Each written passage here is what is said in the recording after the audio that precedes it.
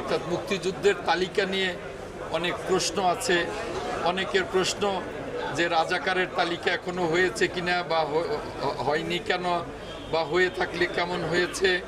আমি এই প্রশ্নগুলোর আসলেই সঠিক জবাব এখনই দিতে পারবো না, কারণ কেবলই মাননীয় প্রধানমন্ত্রী আমাকে দায়িত্ব দিয়েছেন। আমি মাত্র 2 দিন অফিস করেছি। আমার এ নিয়ে অনেক কাজ করবার আছে। তারপরে এই সম্পর্কে আমি নিজেও জানবো, আপনাদেরকেও জানাতে পারবো।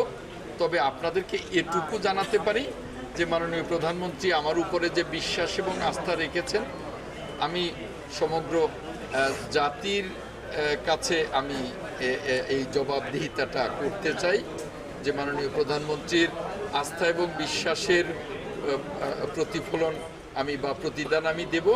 আমি চেষ্টা করব এই মন্ত্রণালয়ের সকল কাজগুলোকে আমি নিষ্ঠার সাথে পালন করে জাতির প্রত্যাশা পূরণ করবার জন্যে, আমার টাঙ্গাইলবাসীর, আমার নির্বাচনী এলাকা বাসাইল সখীপুরবাসীর প্রত্যাশা পূরণ করবার জন্য।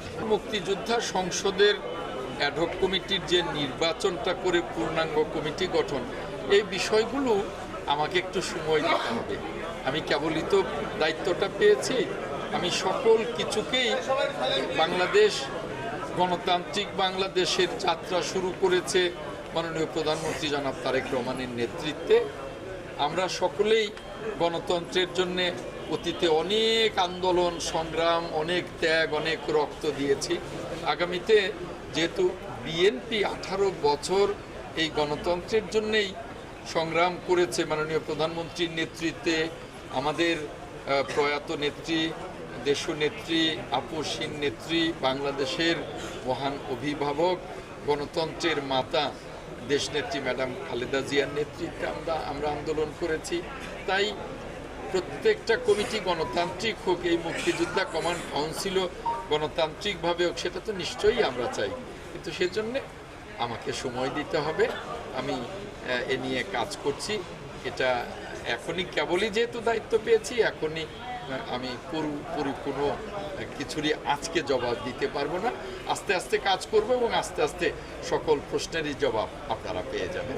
দেখুন, মহান মুক্তিযুদ্ধের মাধ্যমে আমাদের বাংলাদেশ, সেখানে মুক্তিযোদ্ধা মন্ত্রণালয় মুক্তিযোদ্ধাদের নিয়ে কাজ করে এবং 24-এর যে গণ অভ্যুত্থান, সেই গণ অভ্যুত্থানটাও যে যারা গণ অভ্যুত্থানে যারা শহীদ হয়েছেন, যারা পঙ্গু হয়েছেন, তাদের বিষয়েও মুক্তিযোদ্ধা মন্ত্রণালয় কাজ করছে এবং তাদের বিষয়েও আমরা খুবই আন্তরিক। এটা নিয়েও আমরা কাজ করছি, কাজ করব এবং তাদের বিষয়েও আমরা আমাদের দেখভাল করবার দায়িত্ব কর্তব্য আছে। মন্ত্রণালয়ে কীভাবে আগামী দিনে সুষ্ঠুভাবে সফলভাবে চালিত হবে, সেজন্যে আমরা পরিকল্পনা নিয়ে, ভবিষ্যৎ পরিকল্পনা একদিনেই তো সম্ভব না, ভবিষ্যৎ পরিকল্পনা কি হবে নিয়ে, এবং স্বাধীনতা দিবস আগামী 26শে মার্চ, এটা নিয়ে আমাদের প্রস্তুতি চলছে। আশা করি যে আমরা একটা সফলভাবে আমাদের পরিকল্পনা মাফিকই জাতীয় এবং স্বাধীনতা দিবস আমরা পালন করব। ধন্যবাদ।